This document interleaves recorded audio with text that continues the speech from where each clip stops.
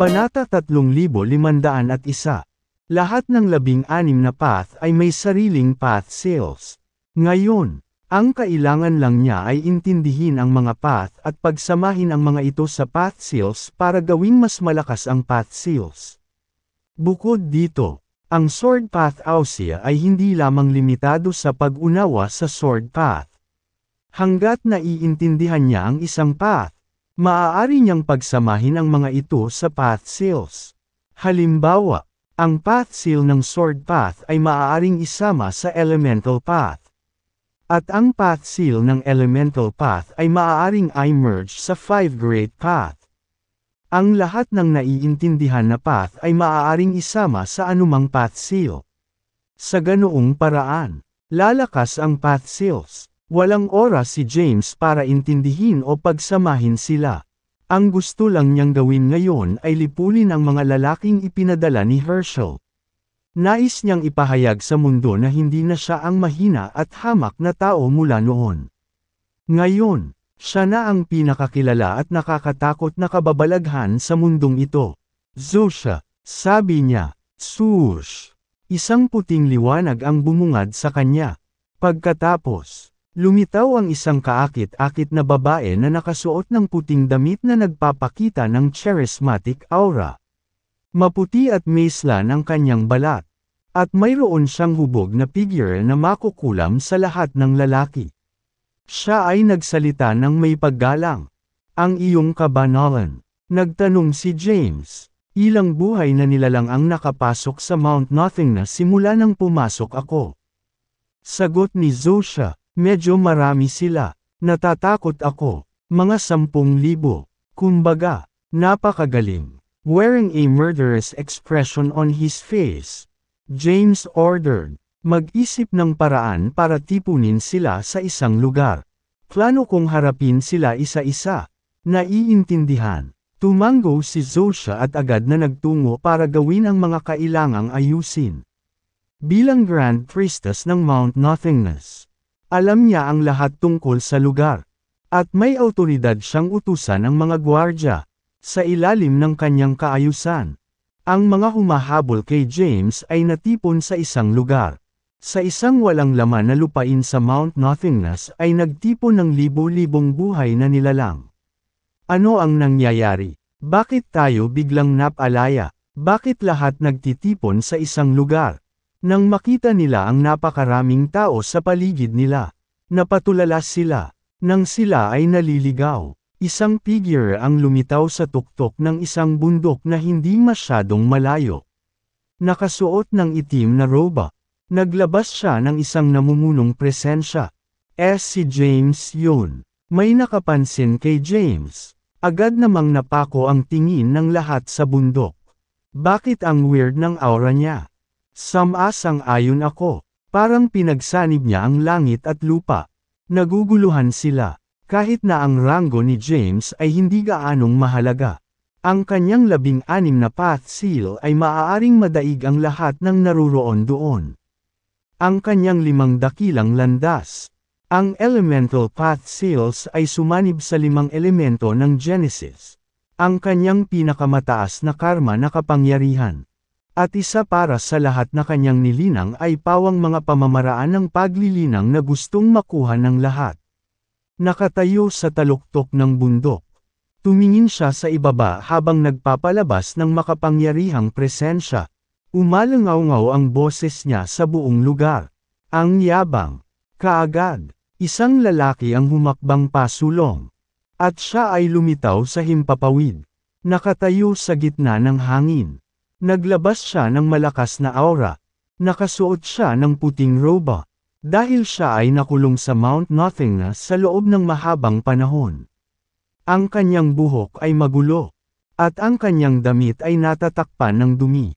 Gayunpaman, hindi ito nakaapekto sa kanyang kalmado o kumpiyansa. Ano ang iyong pangalan? Composed ang ekspresyon ni James. Siya ay tila walang interes sa kanyang kaaway. Lennon Zystos. Sinabi ng lalaki, makinig kang mabuti. Isa akong disipulo ng Mount Heavenly Path na nasa ikatlong pwesto sa loob ng 7th Heaven Grand Emperor rank sa nakaraang Grand Tournament ng Universo. Maraming buhay na nilalang ang nagtipon dito. Karamihan sa kanila ay nagmula sa Mount Heavenly Path at mga tunay na prodigy na nakatanggap ng mga ranggo sa nakaraang Grand Tournament ng Universo. Ang iba ay nagmula sa labas ng mundo upang lipulin si James para sa kanilang kapakinabangan. Grabe ang lakas ni Lennon. Habang siya ay humakbang pasulong. Ang iba ay nanunood sa kanyang laban. Ang mga disipulong ito ay nakakuha ng napakalaking benepisyo at narito lamang sa utos ng Mount Heavenly Path. Hindi sila kumibo laban kay James bagkus ay nagmamasid sa malayo. Tumaas ang aura ni Lennon. Bagamat isa lamang siyang 7th Heaven Grand Emperor. Ang aura na ipinalabas niya ay nasa quasi-ancestral God's illuminated rank. Sumenyas siya, huwag mong sabihing sinusundo kita. James, kumilos ka. Siya ay mayabang. Gayunpaman, bilang isang taong pumangatlo sa 7th Heaven Grand Emperor rank sa nakaraang Grand Tournament. Tiyak na may karapatan siyang maging mayabang. Si James naman, mahinang ngumiti at sinabing, ipakita mo lang sa akin kung anong meron ka. Damn, iniinis mo ako. Tuturuan kita ng leksyon na hinding-hindi mo makakalimutan.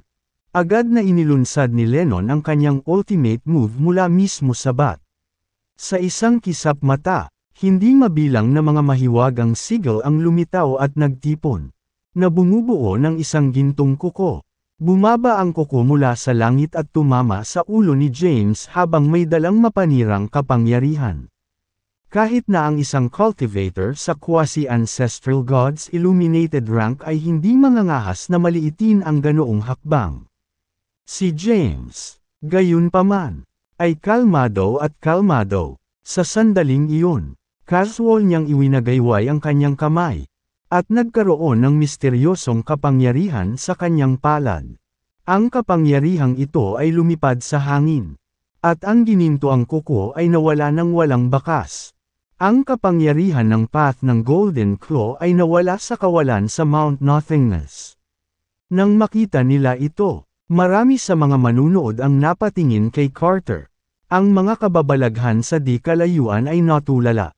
Anong galaw iyon? Kahit na sila ay mga kahanga-hanga. Wala silang ideya kung ano ang ginawa ni James. I guess minaliit kita. Nagdilim ang ekspresyon ni Lennon. At pinatatag niya ang sarili. Pagkatapos, habang gumagalaw ang kanyang isip, nagsanib ang kapangyarihan ng 5 path seal sa loob ng kanyang katawan. Siya ay isang henyo ng Mount Heavenly Path na nasa ikatlong pwesto sa 7th Heaven Grand Emperor rank sa nakaraang Grand Tournament. Nalinang din niya ang 5 landas. Habang nagsanib ang 5 path seals, lumakas ang kanyang aura. Sa sandaling iyon, siya ay tulad ng isang Diyos ng digmaan, na ang aura ay higit sa lahat. Swoosh! Ang kanyang katawan ay kumikislap. At siya ay nagpakita sa harap ni James sa isang iglap. Kaagad, isang nakakatakot na kapangyarihan ang naputol sa himpapawid at sinugod si James. Ang kapangyarihang ito ay sobrang nakakatakot na kahit na ang isang cultivator sa quasi-ancestral God's illuminated rank ay hindi mangangahas na magpabiye sa kanyang pagbabantay. Naramdaman ni James ang napipintong panganib. Gayunpaman, natakot siya. Sa sumunod na sandali, nawala siya ng walang bakas. Ang pag-atake ni Lennon ay tumama sa lugar na kinaroroonan ni James. Agad na nabasag ang espasyo sa lugar. Gayunpaman, ginamit ni James ang space path upang maiwasan ang pag-atake. Damn it! Alam niyang ginamit ni James ang space path. Nagmura siya, nanunumpa na hindi niya bibigyan ng pagkakataon si James na makatakas. Nagpatawag siya ng isang nakakatakot na puwersa at pilit na winasak ang espasyo upang mabunyag ang kinaroroonan ni James. Habang nabasag ang espasyo, hindi na naitago ni James ang sarili. Lumitaw siya sa malayo. Nabasag ang espasyo sa likod niya. Ang mga bitek na ito ay parang basag na salamin. Iyon lang ang mayroon ka. Ngumiti ng mahina si James. Pagkatapos, gumalaw ang kanyang isip, at nagsanib ang kapangyarihan ng 16 na landas sa kanyang katawan. Sa sandaling iyon, lumakas ang kanyang aura, at sinugod niya si Leno sa pambihirang bilis. Bago pa man makapag-react si Lennon ay natama na siya ng kamao ni James. Ang kamao ay naglalaman ng lahat ng kapangyarihan ng James Path. Sa partikular na karma power. Sa sandaling sinaktan si Lennon. Binalot siya ng karma. Paano niya kaya makakayanan ang karma ni James? Sa ilalim ng pagkawasak ng karma, ang kanyang pisikal na katawan ay agad na nawasak. At ang kanyang kaluluwa ay nagmamadaling nakatakas. Hindi siya pinayagan ni James na makatakas. Tinatakan niya ang oras para pigilan ang paggalaw ng oras. Bago pa man makapag-react si Lennon, nalipol na ang kanyang kaluluwa. At tuluyan na siyang naglaho ng walang bakas. Ang mga pumasok sa Mount Nothingness ay pawang mga Grand Emperor sa 7th Heaven. Kahit na ang salita ng pisikal na lakas ni James ay nakarating sa Mount Heavenly Path. Walang nabubuhay na nilalang sa kabila ng 7th Heaven na lumitaw. Ngayon na kahit si Lennon na pumangatlo sa ranggo ng 7th Heaven Grand Emperor rank ay madaling nalipol. Walang nang ahas na hamanin si James nang walang ingat. Agad silang tumalikod at sinubukang tumakas. Hindi agad sila nalipol ni James. Aalis na agad. Nagdilim ang mukha niya. Dahil sa mga humahabol na ito, nakaranas siya ng hindi masasabing pagdurusa. Nagtanim siya ng husto para lang maiwasan ang pagiging tupa sa katayan. Casual niyang iwinagayway ang kanyang kamay. At ang kapangyarihan ng Space Path at Time Path ay nagkatotoo at tinatakan ang espasyo rito. Sa isang kisap mata, naganap ang Karma Power. At lahat ng nagtangkang tumakas ay nahawahan ng karma. Sa ilalim ng pagkawasak nito, sila ay naging abo sa loob lamang ng ilang segundo. Nagkatinginan ang mga hindi nakatakas. Sabay-sabay nating salakayin siya. Alam nila na ito ang tanging pagpipilian. Kung hindi, isa-isa silang kukunin. Kasabay nito, sabay-sabay na umatake kay James ang maraming nangungunang mga prodigy ng Mount Heavenly Path. Nang makita ito, hindi natakot si James. Ipinatawag niya ang kapangyarihan ng lahat ng mga landas na ito sa pinakamataas at pinagsama ang mga ito sa kanyang pisikal na lakas. Sa sandaling iyon, lumakas ang kanyang aura, at para siyang isang nakakatakot na Diyos ng digmaan. Swish! Ang Crep Myrtle Divine Sword ay lumitaw sa kanyang kamay. Hawak ang Divine Sword sa kanyang kamay. Isang napakalaking sword intent ang tumagos sa hangin. Pagkatapos, lumitaw ang Elemental Path Seal. Habang ang Elemental Path Seal ay pinagsama sa 5 elemento ng Genesis. Nagtataglay ito ng nakakatakot na kapangyarihan. Habang umusbong ang Elemental Path Seal, nagsanib ang kapangyarihan nito upang ipanganak ang isang bagong kapangyarihan, na bumubuo ng isang gulong. Habang umaandar ang Elemental Wheel patungo sa mga kaaway ni James, nagmamadali silang umatras. Sinimulan ni James ang kanyang pagpatay. Kasabay nito, sa mga pintuan ng palasyo ng kawalang hanggan. Nang makitang ginagamit ni James ang Elemental Path Seal at ang gulong na ginawa ng Elemental Path Seal, lahat ng nasa Mount Nothingness ay natigilan. Isa pang embryonic na anyo ng isang macrocosm level na kapangyarihan. Nagulat si Winston. Napatulala yung iba. Ilang embryonic forms ng macrocosm power ang kabuoang nalinang niya. Ngayon, nag-iisip siya ng mga paraan upang makaligtas sa pagsalakay ng Mount Heavenly Path. Hindi siya nababahala tungkol sa 10,000 taong kasunduan. Nag-aalala siya na ang Mount Heavenly Path ay makakaisip ng mga bagong paraan para guluhin siya ng 10,000 taon mamaya. Sa oras na iyon, Tiyak na hindi na nila papansinin ang Ancestral Swordmaster at ipapadala ang ilan sa pinakamahuhusay nilang manlalaban pagkatapos niya. Samantala, hindi dapat malik ang kanyang pagkakakilanlan bilang may-ari ng Mount Nothingness. Iyon ay dahil ang makapangyarihang mga figure ng Mount Nothingness ay matagal nang nawala. Kung lalabas sila ngayon, lilikha ito ng kaguluhan. Sa panahong iyon, ang Mount Heavenly Path ay tiyak na gagawa ng todo upang lipulin siya. Huminga siya ng malalim. Inalis niya ang mga iniisip. Pagkatapos, naglakad siya sa kailaliman ng Mount Nothingness at bumalik sa Palace of Nothingness. Daan-daang tao ang nagtipon dito. Ang iyong kabanalan. Sa kanyang pagdating, marami ang bumati sa kanya ng magalang. Bahagyang kumaway si James. Lumakad papunta sa kanya si Winston at pinuri siya. Haha, hindi ko akalain na ang iyong kabanalan ay nagil-inang ng dalawang macrocosm powers. Ha? Natigilan. Nagtanong si James. Ano ang ibig mong sabihin? Ipinaliwanag ni Carter, kapag nagsanib ang 5 elemento, ang kapangyarihang nilikha ay isang anyo ng macrocosm power. Isipin na ang inyong kabanalan ay nagawang pagsamahin sila. Napakaganda. Pagkarinig nito, bumungad sa mukha ni James ang realization. Kaya, ang tuktok ng elemental power ay macrocosm power. Gayunpaman, bakit walang nakadama ng macrocosm power noong ginampanan niya ang mga ito noong nakaraan? Maaaring ito ay ang 5 elemento ng Genesis at ang elemental path seal na nilikha. Naniwala si James. Kung tungkol sa mga detalye, isinantibi niya ang mga kaisipang iyon sa ngayon.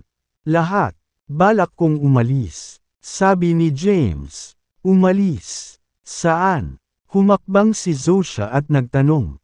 Sinabi ni James, ang Mount Nothingness ay walang iba kundi mga pagkasira sa labas ng mundo. Walang nakakaalam na maraming makapangyarihang figure ang nakatago sa loob. Dahil hindi pa dapat alam ang iyong pag-iral.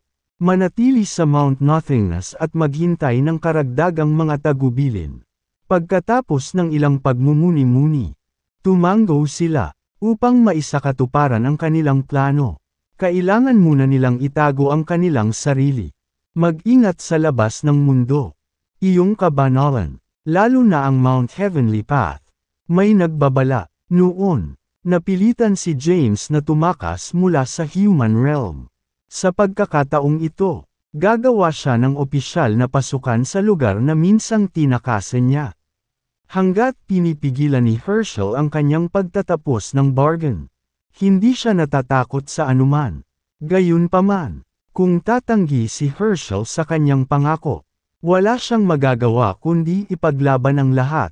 Bagamat ang Mount Heavenly Path ang pinakamalakas na puwersa sa universo na ito at mayroong macrocosm ancestral god sa Timon nito.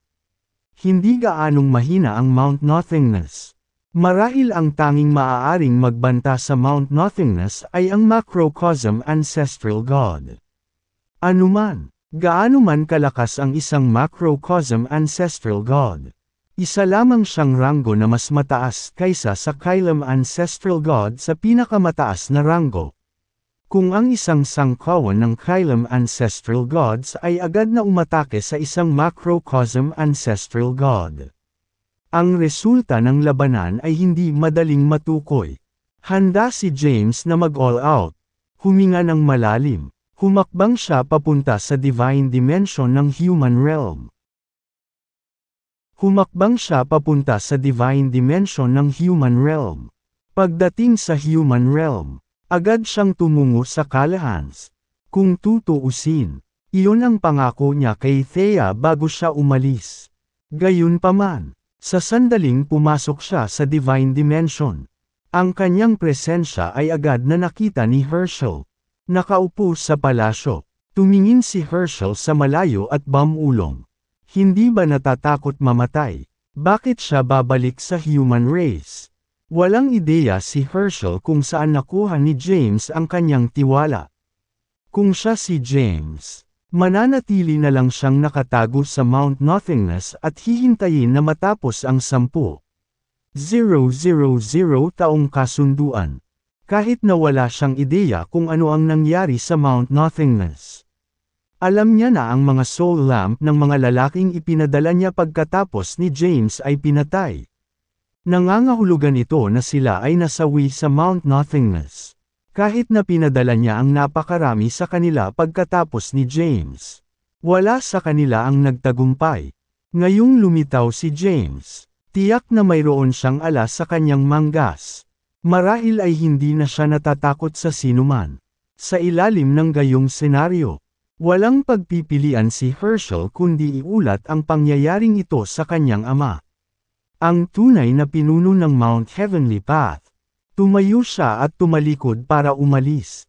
Pagkatapos, tumungo siya sa isang restricted area sa likod ng Mount Heavenly Path. Ito ang lugar ng paninirahan ni Hadad, kung saan ang tanawin ay kaakit-akit. Ang espiritual na enerhiya ay sagana, at ang kapaligiran ay kaaya-aya. May isang palasyo dito, kung saan nakaluhod sa labas ang isang grupo ng mga glamorous na babae. Ang mga babaeng ito ay napakarilag at nakakaakit na magdudulot sila ng pagbagsak ng alinmang bansa sa labas ng mundo. Sa sandaling iyon, isang nasa katanghaliang gulang na lalaki ang nakaupo sa trono. Nakasuot siya ng puting roba at parang mabait at matalino. Walang aura na maramdaman na nagmumula sa kanyang loob. Siya ay walang iba kundi si Hadad Theophanes, ang pinuno ng Mount Heavenly Path at ng universo. May isa pang lalaki sa main hall, nakasuot ng itim na damit. Ang lalaki ay nababalot ng itim na aura, at ang kanyang hitsura ay hindi matukoy. Sa harap ng lalaking nakaitim na damit, magalang na nagsalita si Hadad. Ano ang nagdala sa iyo dito, Panginoon ng madilim na gabi? Ang lalaki ay nagsalita sa paos na tinig. Hadad, ako ay naparito para sa isang bagay lamang. Magalang na tinanong ni Hadad. Ano ito? Tama, sabi ng Dark Knight Lord. Naramdaman ko ang kanilang aura. Ito ang iyong teritoryo, at dahil hindi ko sila mahanap, sa inyo na lang ako makakarating. Ako, tumutulo ang pawis sa noo ni Hadad nang sabihin niya. Kung hindi mo man sila mahanap, paano ko sila mahahanap? Bukod pa rito, walang gaanong figure sa universo na ito na maaaring tumalon sa Dark World at makapinsala sa dalawang Kylem ancestral gods. Wala akong pakialam. Sa anumang kaso, bibigyan kita ng epoch para mahanap ang Dark Wellspring. Kung mab-aigo ka, ang 12th universe ay sasalakayin ng Dark Army. Malamig na sabi ng Dark Knight Lord. Iniwan ang walang awa na pahayag na iyon. Nag-transform siya sa isang bola ng itim na ambon at nawala. Nang umalis ang Dark Knight Lord, naging malungkot ang ekspresyon ni Hadad. Pagpasok sa madilim na mundo, pagsugat sa dalawang Kylem ancestral gods, at pag-agaw sa Dark Wellspring. Sino ang may kakayahang kunin ito? Napaisip si Hadad. Dahil ang mga tao mula sa Mount Heavenly Path ay hindi kailanman tatango sa madilim na mundo. Ito ay dapat na gawain ng mga tagalabas. Gayunpaman, hindi marami ang makakagawa nito. Tanging ang 5 Ancestral Masters of Heaven and Earth, ang Ancestral Sword Master, ang Ancestral Talisman Master, ang Ancestral Needle Master, ang Ancestral Medicine Master, at ilang iba pa ang nagtataglay ng ganoong lakas. Gayunpaman, sino ang tatlo na pumasok sa madilim na mundo? Ang sakit ng ulo ko. Marahan niyang hinimas ang kanyang mga templo. Ngayong ang ika-12 universo ay payapa na. Hindi maganda kung ang madilim na mundo ay magalit. Nang siya ay nalilito, bumukas ang pinto, at pumasok ang isang gwapong lalaki. Ama! Pumasok si Herschel at magalang siyang binati. Sinulyapan siya ni Hadad at sinabi, "Dumating ka na." "Oo," sabi ni Herschel, "nagpadala ako ng maraming kababalaghan pagkatapos ni James." Gayunpaman, lahat sila ay pinatay. Naramdaman kong bumalik na si James sa divine dimension ng human realm. Gawin mo kung ano ang gusto mong gawin. Sa anumang kaso, hindi siya pinapayagang magpatuloy sa pamumuhay. Kung hahayaan natin siyang lumaki, siya ay magiging isang macrocosm ancestral god sa hinaharap. Kung siya ay may mga ambisyon, ang katayuan ng Mount Heavenly Path ay banta. Bumuka at itinikom ni Herschel ang kanyang bibig. Pagkatapos ng ilang pagmumuni-muni, nagtanong siya, "Pare, kailangan ba talaga natin siyang patayin? Hindi ba natin siya mapapanalo sa panig natin?" Pinandilatan ng mata ni Hadad si Herschel kaya nagmamadaling itinikom ni Herschel ang kanyang bibig at tumalikod para umalis. Pagkaalis ni Herschel, nagsimulang magmuni-muni si Hadad. Pagkatapos, tumawag siya, "Radamir, swoosh!" Isang figure ang lumitaw at dahan-daw ang naging isang karismatikong binata na nakasuot ng puting damit. Nakinig ng mabuti si Radamir. Ang kanyang ekspresyon ay nanatiling binubuo at hindi nagbabago dahil ang bagay na ito ay walang kinalaman sa kanya. Magsiyasat ka kung sino ang mga nagtungo sa madilim na mundo at sumikop sa madilim na wellspring. Utos ni Hadad, "Naiintindihan mo, Master."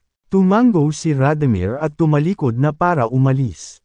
Sa pag-alis sa pangunahing bulwagan, nawala siya ng walang bakas at bumalik sa kanyang tirahan upang obserbahan ang mga pagbabago ng landas sa langit. Lahat ng bagay sa mundong ito ay masisiyasat sa pamamagitan ng mga pagbabago sa landas sa langit.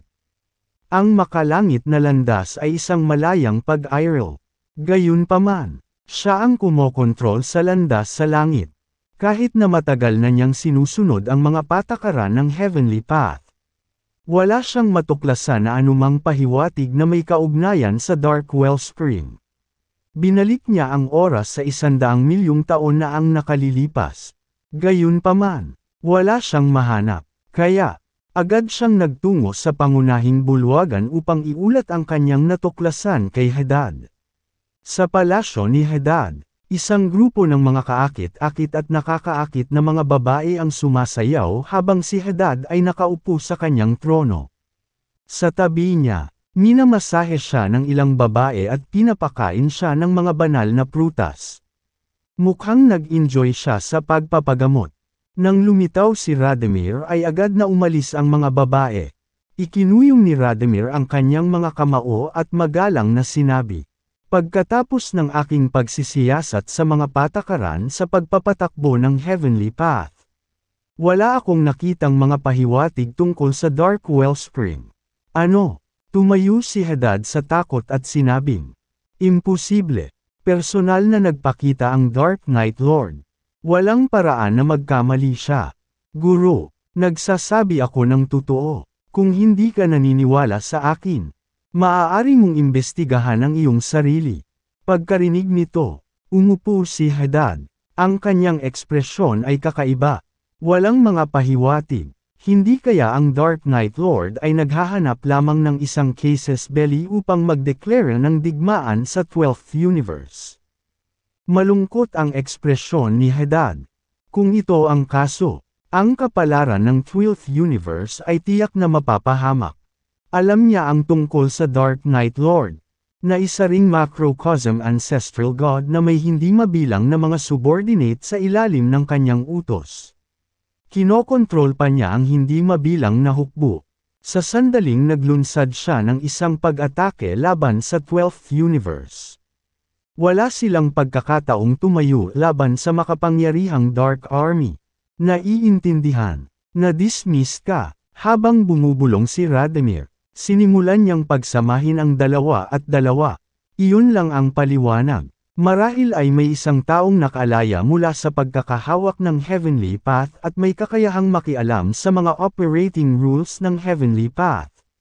Gayunpaman, kung ang mga patakaran sa pagpapatakbo ng Heavenly Path ay sapilitang pinakialaman. Bilang controller ng Heavenly Path, dapat niyang maramdaman ang mga anomalya. Kaya naman, nahulaan niya na dapat may kaugnayan si James sa pangyayaring ito. Oras na para lumabas at tingnan. Pagtayo niya, Nag-inat siya. Pagkatapos, ang kanyang katawan ay unti-unting nawasak sa kawalan. Sa sandaling iyon, dumating na si James sa divine dimension ng human realm. Ngayon, hindi siya masyadong malayo sa mga kalahan. Sa kabundukan sa labas lamang ng kalahans. Huminto si James at tumingin sa malayo. Swoosh! Biglang nagsimulang magtipon sa kanyang harapan ang mga liwanag na tuldok, na bumubuo ng isang lalaking nakasuot ng puting damit. Medyo gwapo ang itsura ng lalaki at naglabas ng charismatic aura. Tinitigan ni James ang lalaki, na ibinalik din ang tingin. Ikaw ay, nag-iingat si James. Nag-iingat si James sa hindi kilalang taong ito na lumitaw ng wala saan. Naikuyong ni Radimir ang kanyang mga kamao at nakangiting sinabi, "Ako si Radimir Theophanes mula sa Mount Heavenly Path." Nang marinig ito, walang kamalay-malay na napaatras si James at napabulalas. Radimir Theophanes. Nagtaka si Radimir sa reaksyon ni James. Kinokontrol lang niya ang Heavenly Path sa halos ilang epoch. Tsaka bihira siyang magpakita at pumapatay ng mga inosenteng tao. Kaya bakit natakot si James nang makita siya? Nagmamadaling inayos ni James ang sarili, habang tinitignan niya ang mapagpigil na binata sa kanyang harapan. Hindi makapaniwala si James na ito ang lalaking sumisira sa Mount Heavenly Path at nagdulot ng pagkamatay ng panahong ito. Palihim pa niyang binago ang Heavenly Path para pigilan ang mga buhay na nilalang sa hinaharap na lampasan ang 9th Heaven Grand Emperor rank. Ang lahat ng ginawa ni Radimir ay eksaktong kapareho ng nais gawin ng Lord of Nothingness. Kaya ikaw si Radimir Theophanes, numero 2 ng universo at ang kumokontrol sa makalangit na landas. Humihingi ako ng paumanhin sa aking kawalan ng respeto. Ikinuyong ni James ang kanyang mga kamao at sinabi, "Haha," tumawa si Radimir at bahagyang iwinagayway ang kanyang kamay. Sinabing, Number 2 Nanograms Universe. Walang ibig sabihin yun sa akin. Ikaw, sa kabilang banda, ay medyo hindi sikat kamakailan. Kahit ang Young Master ng Mount Heavenly Path ay walang magawa sa iyo. Pinutol ni James ang paghabol at nagtanong, "May negosyo ka ba sa akin? Nandito ka ba sa ngalan ng Mount Heavenly Path o sa iyong sarili?" Nanatiling tahimik si Radimir ng ilang segundo bago sinabing, "Pumunta ako rito para hanapin ka dahil may ilang katanungan sa isip ko. Gusto kong marinig ng direkta mula sa iyo." Sumenya si James kay Radimir na magtanong. Tinanong ni Radimir, "Ano ang eksaktong ginawa mo na ang bawat kilos mo at bawat salita ay hindi matukoy ang landas sa langit?" Natigilan si James. Dahil masyadong komplikado ang tanong na ito.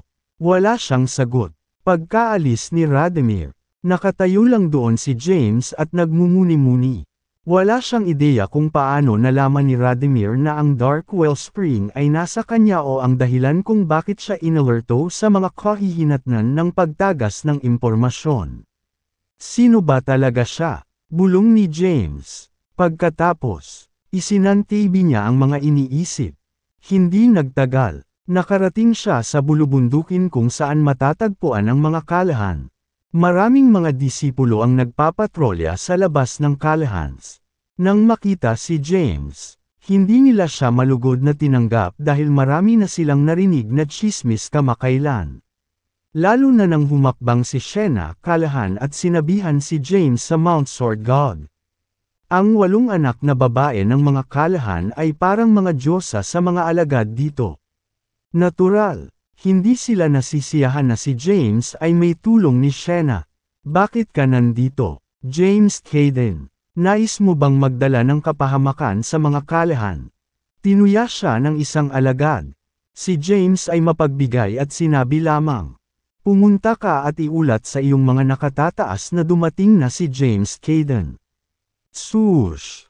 Sa sandaling iyon, kumislap ang isang liwanag, tapos may lumabas na babae. Nakasuot ng puting damit. Ang babae ay may mahabang itim na buhok at maputi at mislan ang balat. Napaka-flawless ng features ng mukha nito na tila masusing inukit sa isang estatwa. Sa kanyang hitsura, isang nakakaakit na halimuyak ang tumagos sa hangin. Siya si Sienna Callahan, ang ikapitong anak na babae ng mga Callahan. Bakit ka nandito, James? Nang maramdaman ang presensya ni James, dali-dali siyang pumunta rito. Nang makita niya ng sariling mga mata si James, tuwang-tuwa siya. Sienna, matamis na bati ni James sa kanya. Bilis, pasok ka. Hindi maitago ang pananabik. Hinawakan niya ang kamay ni James at pumasok sa loob. Samantala, ang mga bantay at mga alagad sa kanilang daan ay sinasadyang gumawa ng paraan para sa kanila. Hindi nagtagal, nakarating sila sa tuktok ng mga Callahan. Sa reception room sa main peak. Excited na sinabi ni Sienna, "I'm so glad you are alright, James. Akala ko nasa panganib ka pagkatapos pumasok sa Mount Nothingness." Nakangiting sabi ni James, "Mount Nothingness is nothing to me." Napamura si Sienna sa mapaglarong paraan at sinabing, "Ano ang alam mo? Ang Mount Nothingness ay ang mga guho ng Lord of Nothingness. Iyan ang pinakadelikadong lugar sa mundo.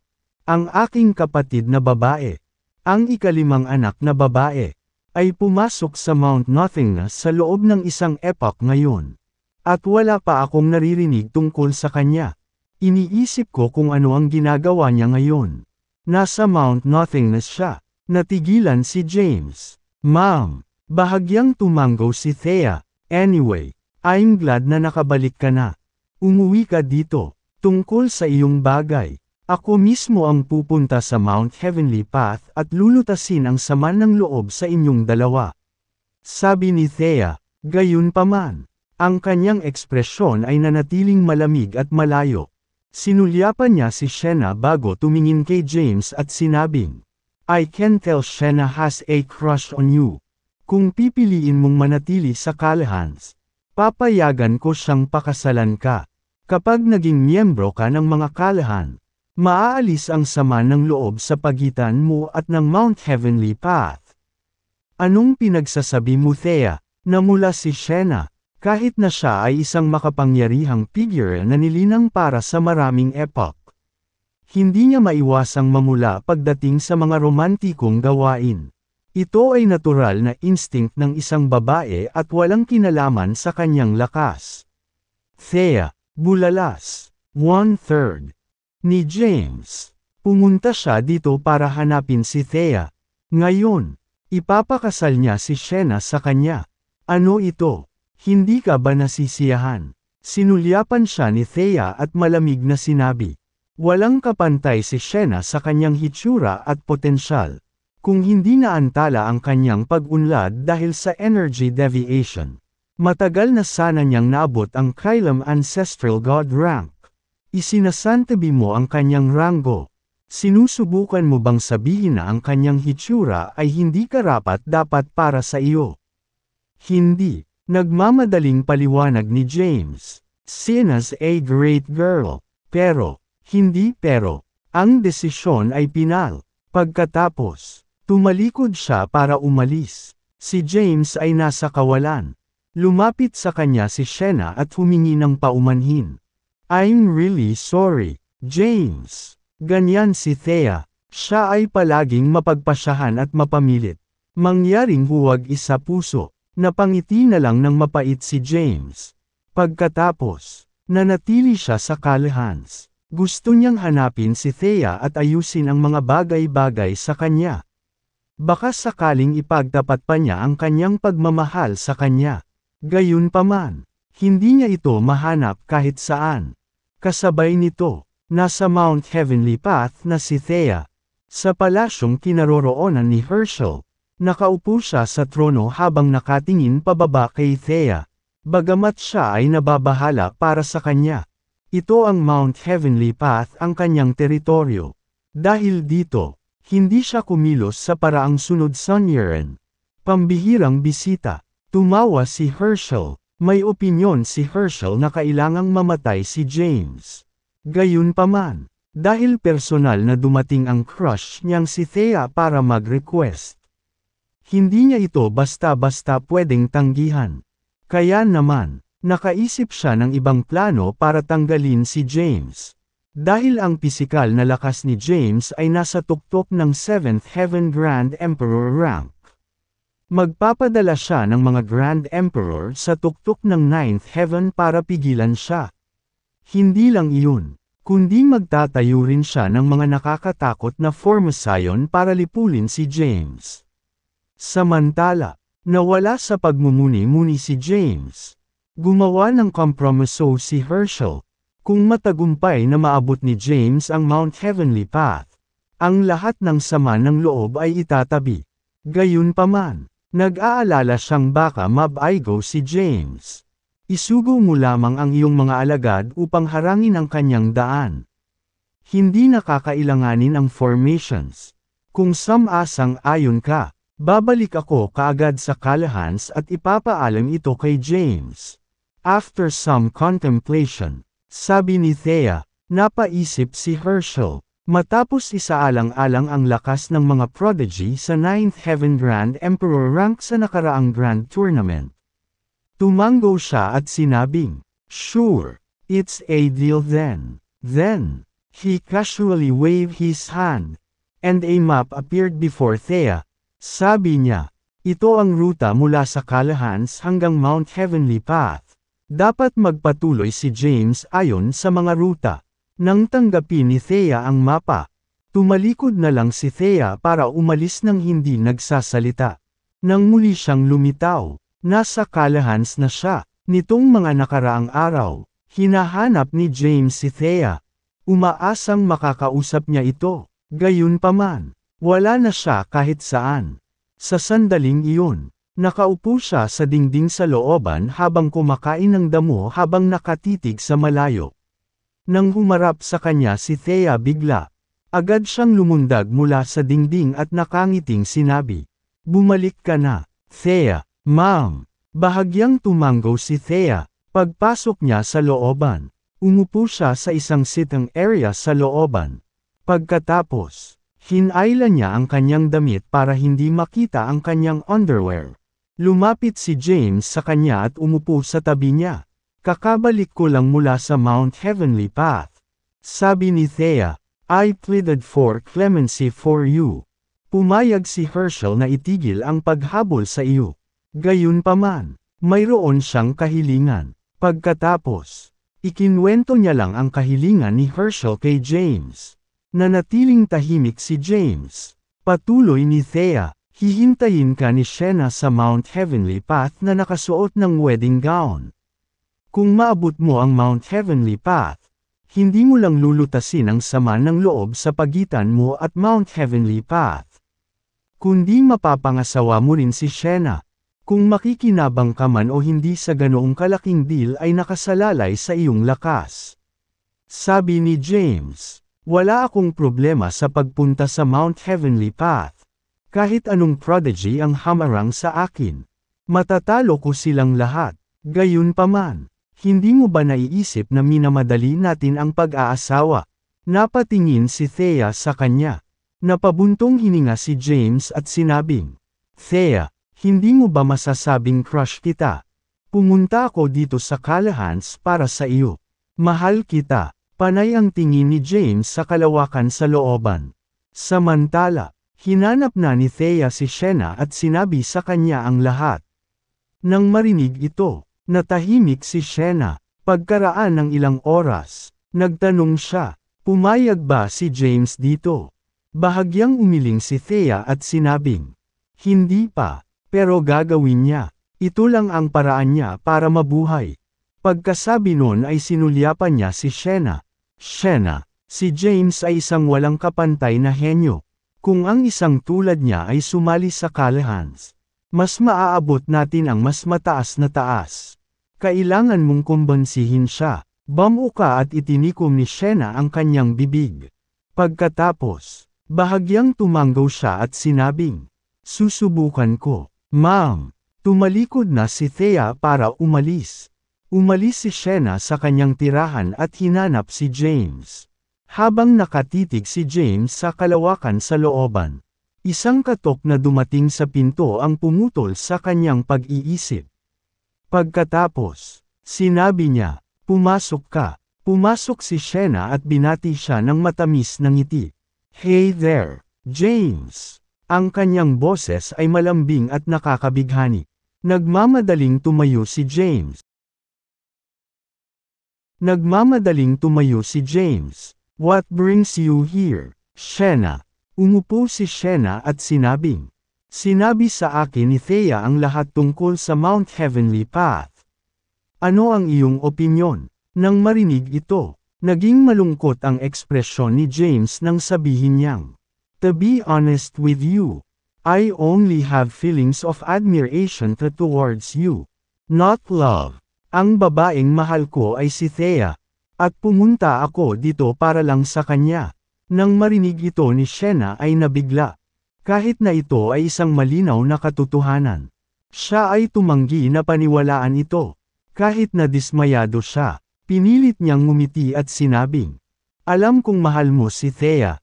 Kahit sino ay makakakita niyan." Gayunpaman, sinabi ni Herschel ang kanyang mga kahilingan. Para mabuhay, kailangan mong pumunta sa Mount Heavenly Path. Bukod sa, huminto siya sandali bago nagpatuloy. Malamig na kumilos si Thea sa lahat ng tao, maging ang young master ng Mount Heavenly Path. Gayunpaman, kung magsisikap ka, magkakaroon ka ng pagkakataong makuha ang kanyang puso sa hinaharap. Hanggat nananatili ka sa kalahan sa pamamagitan ng pagpapakasal sa akin, hindi mawawala ang lahat. Pumunta siya dito para kumbansihin si James. Si Sienna ay higit sa payag na pakasalan si James. Kung tutuusin, siya ang nagligtas sa kanya. Mula nang magkamalay siya ay nasa harapan na niya si James. Sa sandaling iyon, desidido siyang pakasalan si James. Para sa kanya, handa siyang gawin ang lahat. Pwede nating pekain ang kasal natin. Sa ganoong paraan, maaari kang manatili sa kalahan. Pagkatapos ng kasal natin, hindi kita pipigilan sa lahat ng gusto mo. Kung gusto mong habulin ang ibang babae, I won't mind, sabi ni Sienna. Bumantong hininga si James at sinabing, "Pero hindi ito patas sa iyo." Bumalik si Thea sa kanyang closed-door meditation sanctuary. Ito ay isang basement sa ilalim ng lupa. Habang nakaupo siya sa isang lotus position sa lupa, muling lumitaw ang figure na palaging nasa isip niya mula pa noong bata pa siya. Naguguluhan siya sa palagiang hitsura ng figure. Sino ba talaga siya? Bakit siya lalabas sa isip niya? Ang figure na ito ay lubos na katulad ni James. Kahit na pinaghihinalaan niya si James ay napakabata pa. Samantala, nabuhay siya ng ilang epoch. Hindi pa ipinanganak si James noong ipinanganak siya. Kaya, ang figure na ito ay hindi posibleng si James. May mga dahilan siya para ayusin si James na manatili sa kalahan. Mayroong dalawang layunin. Sa asensya, isa, si James ay nagtataglay ng napakalaking potensyal. Kung mananatili siya sa mga kalahan, ang pamilya ay magkakaroon ng karagdagang makapangyarihang figure. Dalawa, nais niyang makapunta sa ilalim ng figure na patuloy na lumilitaw sa kanyang mga panaginip. Gusto niyang hintayin na lumingon ang figure at humarap sa kanya para makita niya ang hitsura nito. Kung talagang si James iyon, nangangahulugan iyon na mayroon siyang matalik na relasyon sa kanya at ang lakas ni James ay aabot sa isang nakakatakot na antas sa hinaharap. Kahit na nagmula siya sa ibang edad, magagamit pa rin ni James ang karma para maapektuhan siya. Kung si James talaga ang figure, wala siyang pakialam kahit napakasalan niya si Sienna. Worst comes to worst, she would not mind polygamy. Huminga siya ng malalim. Pilit niyang kinalma ang sarili. Samantala, si James ay naipit sa pagitan ng isang bato at isang matigas na lugar. Pinag-iisipan niya kung dapat siyang magtungo sa Mount Heavenly Path. Kahit na iba ang pinili niya, tiwala siyang may lakas siya para mabuhay sa natitirang oras. Lumipas ang oras. Sa isang kisap mata, 3 buwan ang lumipas. Makalipas ang 3 buwan, nagpakita sina Thea at Shena. Ibang-iba ang suot ni Shena ngayon. Nakasuot ng pulang wedding gown. Ang ganda-ganda niya. Nagulat ito kay James. Nagsalita si Thea para basagin ang awkward na katahimikan. Dumating na ang oras. James, dapat umalis ka. Hihintayin ka ni Shena sa Mount Heavenly Path. Napabuntong hininga si James at sinabing, Thea, ilang beses ko nang sinabi sa'yo na mahal kita. Paano ko mapapangasawa si Shena?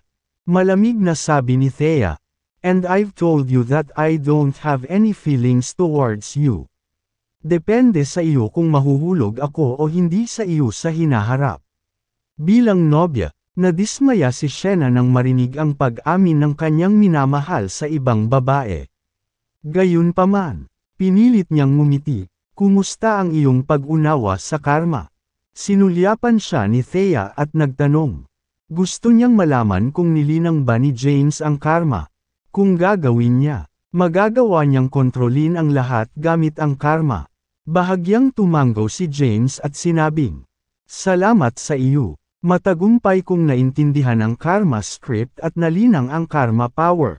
Ngayon, nalinang ko na ang karma path seal. Nang marinig iyon ay natigilan si Thea.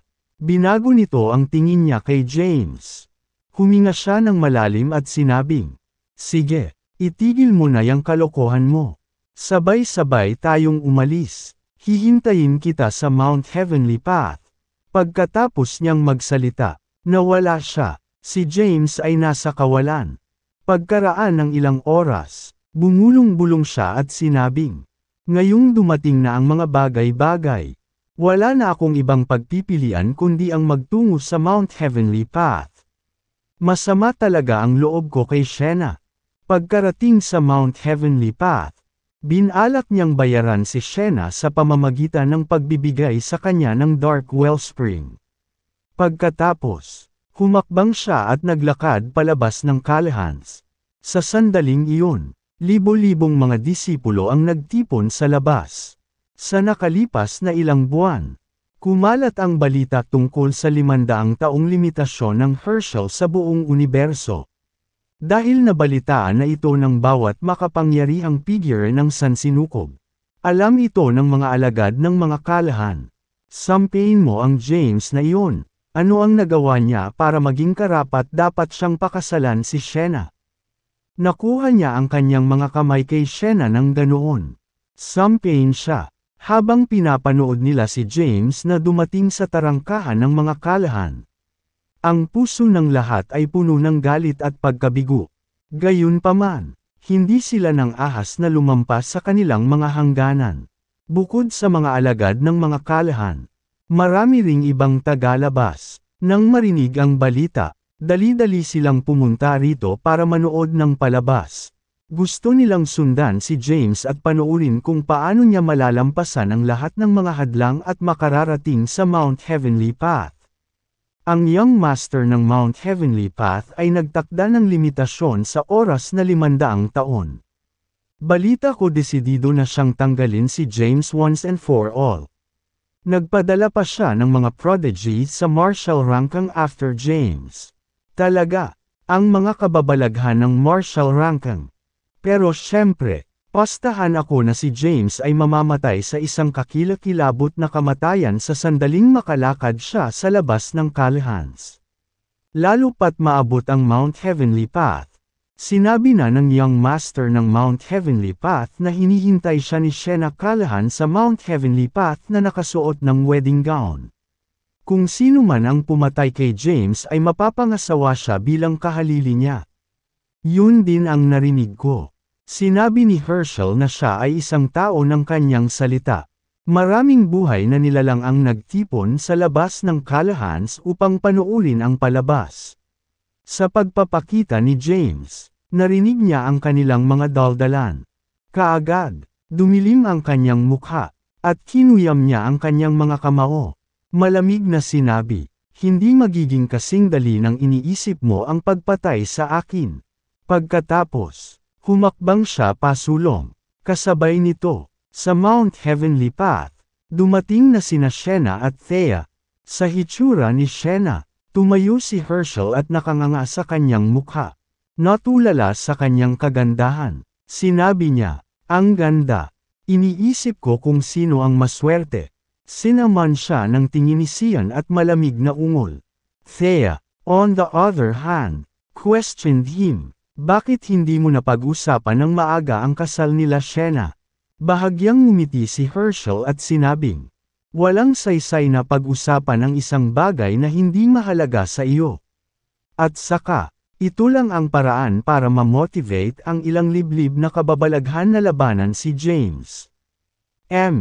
Napabuntong hininga si Thea at sinabing, "Natatakot akong ma-disappoint ka. Kahit na mababa ang ranggo ni James, hindi siya magagapi laban sa sinumang mababa sa quasi-ancestral god rank." Buong tiwala si Thea kay James.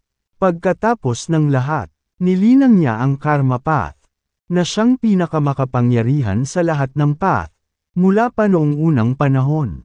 Walang sino man ang nakagawa ng Karma Path maliban kay James. Bilang karagdagan sa iba pang mga path, hindi natalo si James laban sa lahat ng nasa ibaba ng quasi-ancestral god rank.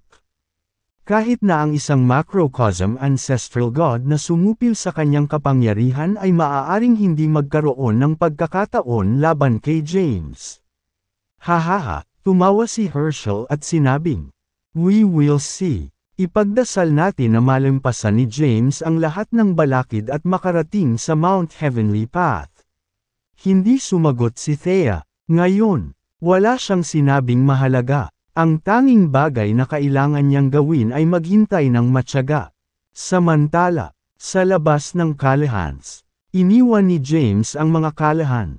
Nang makaalis sa Callaghans, may hamarang sa kanyang daraanan. Isang lalaki ang nakatayo sa isang bakanteng lupain sa harapan niya. Nakasuot ng kulay abong robe na may malawak na espada na nakatusok sa lupa. Nakatayo lang siya roon habang nagpapalabas ng nakakatakot na aura. Kanina pa siya naghihintay dito. Sa sandaling lumabas si James sa saklaw ng impluwensya ng mga Callahan. Nakita niya ang lalaking nakaharang sa kanyang daraanan. Siya ay handa na para sa labanan at handang patayin ang sinumang humahadlang sa kanya. Huminto si James 1 kilometro ang layo sa lalaki. Samantala, hindi mabilang na mga buhay na nilalang ang nakapalibot sa kanila. Ang ilan sa kanila ay nasa ancestral god rank. Samantalang ang iba ay nasa Grand Emperor rank. Iyan ay si Zizas Liafuin na nasa ika-30 ranggo sa martial rankang. May nakakilala sa lalaki. Tama iyan. Siya si Zizas Liafuin. Si Zizas Liafuin ay nagmula sa isang sinaunang sekta. Siya ay nagtataglay ng napakalaking kapangyarihan. Bagamat siya ang huling ranggo sa martial rankang. Walang mahina sa martial rankang. Narinig ni James ang daldalan. Ano ba ang martial rankang? Nagsalubong ang kilay niya. Ito ang unang pagkakataon na narinig niya ang tungkol dito. Habang pinagmamasdan niya ang paligid, napako ang tingin niya sa kalapit na tao. Nang makitang nakatingin sa kanya si James, nagmamadaling napaatras ang individual at nagmamadaling sinabing, nandito lang ako para manood ng palabas. Wala akong planong awayin ka." Napangiti ng mahina si James at nagtanong, "Ano ang martial rankang?" Nang marinig ito, nakahinga ng maluwag ang lalaki at nagpaliwanag. Ang martial rankang ay isang rankang para sa lahat ng nasa ilalim ng quasi-ancestral god rank. Tanging ang mga mas mababa sa quasi-ancestral god rank ang may karapatang mapunta sa rankang. Lahat ng nasa ranggo ay napakalakas. Kahit na si Zenaida Zaya, na tinalo mo, ay hindi magagapi sa 6th Heaven Grand Emperor rank. Wala siya sa rankang. Nang marinig ito, agad na naintindihan ni James, na wala ang katawan ni James nang walang bakas, at naiwasan niya ang pag-atake. Sa sandaling iyon, nabasag ang lupa dahil sa impact. Gayunpaman, dahil sa hangganan, hindi kumalat ang bitik. Sa sumunod na sandali, Biglang sumulpot si James sa likod ni Zizes at hinampas ng malakas ang palad niya. Gayunpaman, sa kabila ng kanyang buong puwersa, hindi niya nagawang magdulot ng tunay na pinsala kay Zizes at maipatumba lamang siya pabalik. Napaatras si Zizes dahil sa sobrang lakas. Nang makitang hindi siya nasaktan, natigilan si James. Nakakatakot na pisikal na lakas. Marami rin ang natigilan, tulad ng inaasahan sa isang makapangyarihang figure ng martial ranking. Ang kanyang pisikal na lakas ay walang kapantay.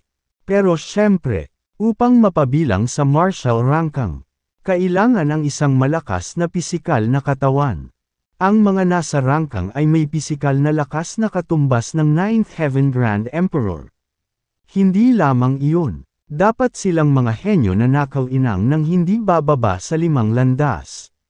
Minsan ay hayagang sinabi ng pinuno ng universo na kailangan ng mundo ang proteksyon ng mga nasa martial ranking. Maraming nag-usap. Samantala, sa Mount Heavenly Path, lahat sila Herschel, Thea, at Shena ay nanunood sa eksena. Nang masaksihan ang eksena, mahinang ngumiti si Herschel at sinabing, ang taong iyon ay nasa pinakahuling ranggo sa martial ranking. Sa tingin mo kaya ni James hanggang sa dulo? Thea, kahit na kaya niya, maaari ba siyang magwagi laban sa numero 1 ranggo sa martial ranking? Buong tiwala si Herschel na mamamatay si James sa daan patungo sa Mount Heavenly Path. Walang emosyon ang ekspresyon ni Thea habang sinusulyapan si Herschel at malamig na sinabi, kung si James ay kapareho ng ranggo niya, magagawa niyang tapusin siya sa isang galaw. Sinabi ni Herschel na may nakakaawang hitsura sa kanyang mukha. Nakakahiya na wala siya sa 9th Heaven Grand Emperor rank. We will see. Malamig na sabi ni Thea. Naniniwala siya na si James ay hindi magagapi laban sa sinuman sa ilalim ng quasi-ancestral god rank. Pagkatapos ng lahat, nilinang niya ang 5 dakilang daan at daan ng karma. Kahit na ang unang nag-rank sa martial ranking ay hindi magkakaroon ng pagkakataon laban sa kanya. Sa larangan ng digmaan sa labas ng Kalahans, nagkaroon ng mahiwagang hangganan sa paligid ng larangan ng digmaan. Sa sandaling nakipag-krus ang kamao ni James sa kanyang kalaban. Alam niya kaagad kung gaano katikot si Zizes.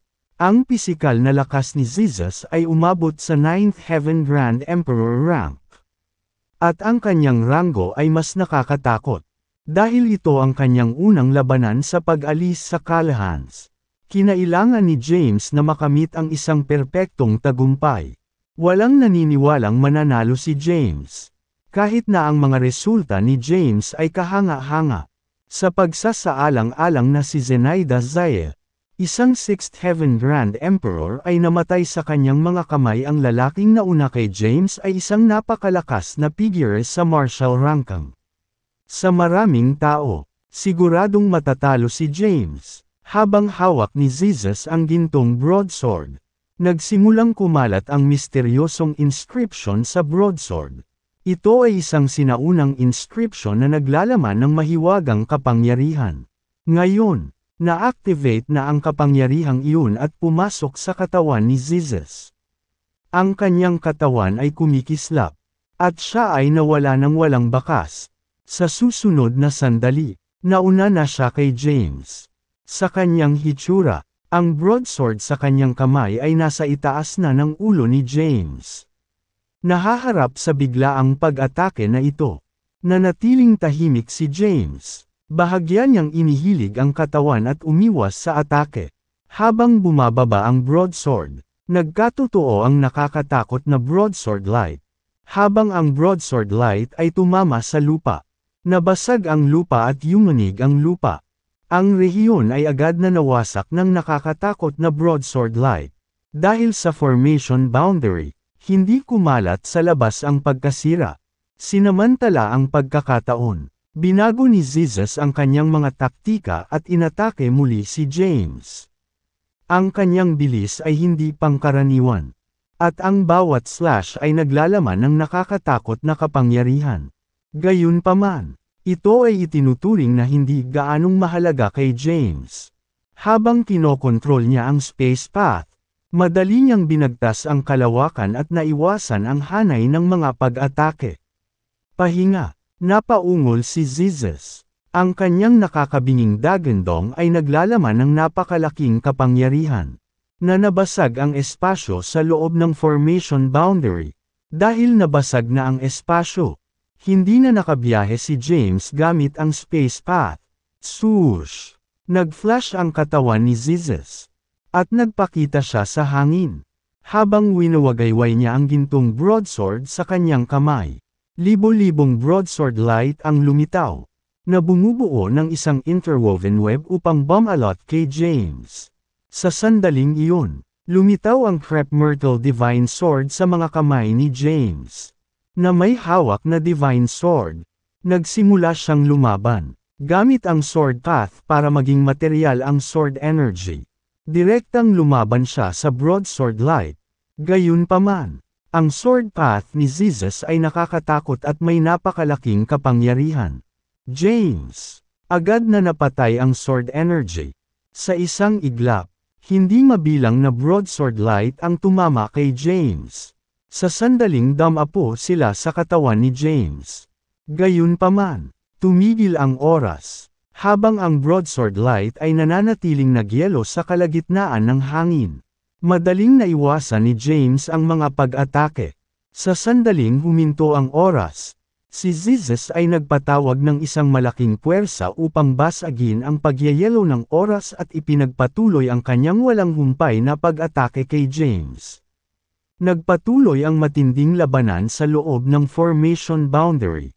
Nakatilize ni James ang lahat ng kapangyarihan mula sa lahat ng Path Seal maliban sa Dark Path Seal at sinalubong ang mga pag-atake ni Zizes.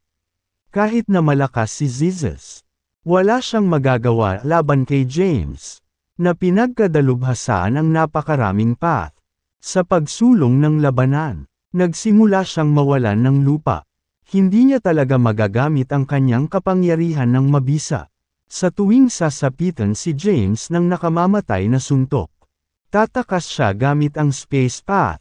Nagalit ito sa kanya. Swoosh! Habang umaatres si Zizes sa likuran, casual niyang iwinagayway ang kanyang kamay.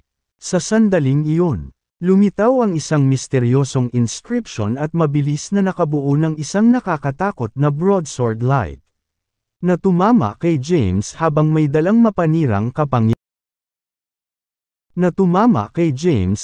dalang mapanirang kapangyarihan. Bulalas ng marami, habang nabutas ang katawan ni James. May butas sa katawan. Siya ay agad na nasugatan. At ito ay naging sanhi ng mga pinsala ng Heavenly Path sa loob ng kanyang katawan. Dati noong nag-cultivate siya sa Dark World, nilinang niya ang Dark Path Seal na mabisang supilan ang mga pinsala ng Heavenly Path sa loob ng kanyang katawan. Ngayon, sila ay karaniwang balewala. Gayunpaman, ang minsang pinigilan ang mga pinsala ng Heavenly Path ay naging aktibo muli. Kaya, wala siyang choice kundi ay catalyze ang Dark Power para sugpuin ang mga pinsala. Pagkatapos, habang pinapalakas niya ang kapangyarihan ng landas ng buhay, isang malakas na sigla ang bumalot sa kanyang katawan. At ang kanyang mga sugat ay bumangon sa hindi kapani-paniwalang bilis. Nakatayo sa malayo, tinitigan ni Zizes si James. Sa sandaling iyon, may suot siyang malungkot na ekspresyon sa kanyang composed na mukha. Hindi niya inaasahan na magiging ganito kagulo si James. Nakatayo sa kawalan, itinutok niya ang gintong malawak na espada sa kanyang kamay kay James. At isang nakakatakot na kapangyarihan ang nabuo. Ang walang hugis na kapangyarihang ito ay dumurog kay James. Kaya't nahihirapan siyang huminga, sa ilalim ng napakalaking presyon ng walang hugis na kapangyarihan. Ang kanyang pisikal na katawan ay nagsimulang magpakita ng mga bitik. Nakakatakot na sword intent. Huminga ng malalim si James. Ang kanyang kalaban ay nagsagawa ng sword intent. At tinamaan nila ang kanyang katawan na parang mga talam ng sword light. Sa isang iglap, Nabalot siya ng mga sugat sa buong katawan. Pagkatapos, patuloy niyang pinapalakas ang kapangyarihan ng landas ng buhay, na patuloy na nagpapasigla sa kanyang malubhang na sugatan na katawan. Sa sandaling iyon, itinaas niya ang Divine Sword sa kanyang kamay at ipinatawag ang kanyang buong puwersa bago ipasok ang mga ito sa espada, na bumuo ng napakalaking sword intent. Noong siya ay nasa Mount Nothingness, nilinang niya ang kanyang kaluluwa, at ang kanyang lakas ay umabot sa tugatog. Ang sword intent ay isang walang hugis na kapangyarihan na nabuo sa pamamagitan ng kapangyarihan ng isang tao kasabay ng paghahangad ng isa. Bagamat walang hugis, umiiral ang kapangyarihan. Parehong nagbanggaan ang sword intents.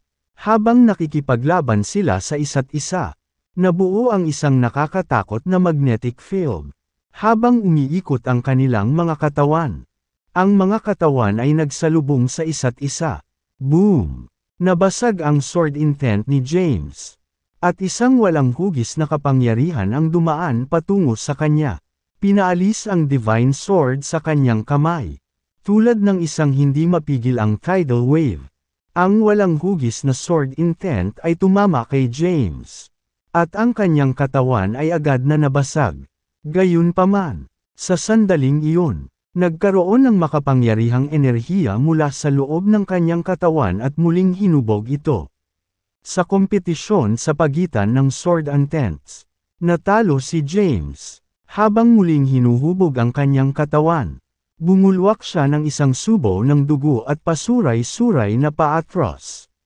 Habang umaatres siya sa gilid ng formation boundary, huminga siya ng malalim, nakakatakot, gaya ng inaasahan sa isang makapangyarihang tao sa martial ranking. Napakahirap talunin siya nang hindi ginagamit ang aking ultimate move. Malungkot ang ekspresyon ni James. Maraming mga trick si James Macrocosm Power na dulot ng elemental inversion at ang pagsasama-sama ng 5 great paths. Karma Path, at One for All. Gayunpaman, dahil mayroon lamang isang kalaban sa ngayon, hindi na kailangang gamitin ang lahat sa kanyang pagtatapon. Sa ngayon, ang Infinity Stellace lang ang gagamitin niya. Nang lumitaw ang Infinity Stellace, nagkaroon ng kaguluhan. Narinig ng lahat ang Boundless Road. Ito ay isang mahiwagang kalsada.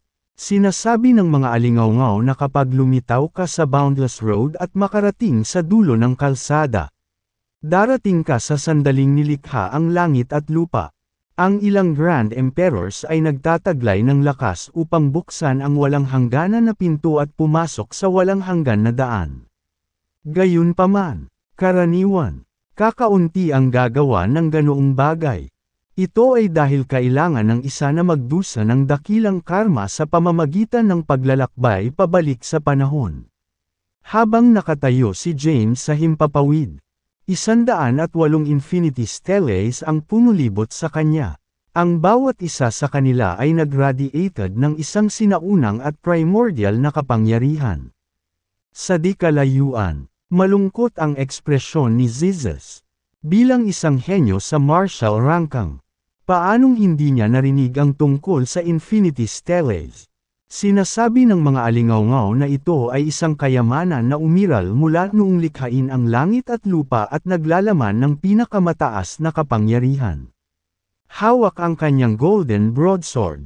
Itinuro niya si James at malamig na sinabi, "Ngayon, lalabanan ko ang Infinity Stellace mo gamit ang aking pinakamataas na sword path." Tingnan natin kung talagang nakakatakot ang Infinity Stellace gaya ng sinasabi ng mga chismis. Habang lumalakas ang boses ni Jesus, nagpakita siya ng walang kapantay na pagtitiwala. Ngumiti ng mahina si James. Pagkatapos, habang gumagalaw ang kanyang isip, isang Infinity Steel ang bumagsak patungo kay Jesus habang may dalang napakalakas na kapangyarihan. Habang naglaslas si Jesus gamit ang kanyang broadsword, lumitaw ang isang broadsword light at tumama sa Infinity Steel. Ang kanyang sword path ay nakakatakot, at ang kanyang broadsword light ay nalampasan ang mga limitasyon ng panahon. Gayunpaman, Ang Infinity Steel ay hindi naapektuhan. Habang tumataas ang ranggo ni James, ang kapangyarihang ipinalabas ng Infinity Steel ay lalong nakakatakot.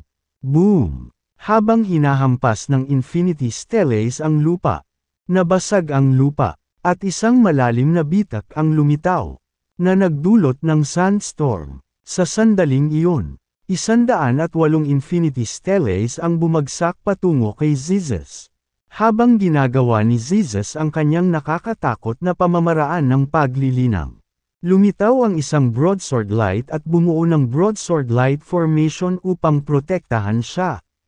Kahit na ang Infinity Stellace ay nagtataglay ng napakalaking kapangyarihan, hindi nila siya maaaring saktan. 2/3. Hindi masama. Ngumiti ng mahina si James. Gaya ng inaasahan sa isang makapangyarihang figure sa martial ranking. Nagkaroon siya ng mga panlilinlang. Pagkatapos, ginawa niya ang kanyang pagkilos. Ang kanyang katawan ay kumikislap. At siya ay nagpakita sa harap ng broadsword light formation. Habang hawak ang Crep Myrtle Divine Sword. Nilaslas niya ang formation. Naghahangad na sirain ang defensive formation gamit ang kapangyarihan ng kanyang sword path. Gayunpaman, ang kapangyarihan ng kanyang sword path ay hindi sapat. Dumagundong, habang hinahampas ng mga alon ng sword energy ang formation. Nagsimulang maghiwa-hiwalay ang nakapalibot na espasyo. Gayunpaman, ang formation ay hindi nasaktan. Sa sandaling iyon, ang broadsword light of the formation ay nagkawatak-watek at nagtipon upang bumuo ng isang 10,000 meter broadsword, na bumaba mula sa langit at umaksyon patungo kay James.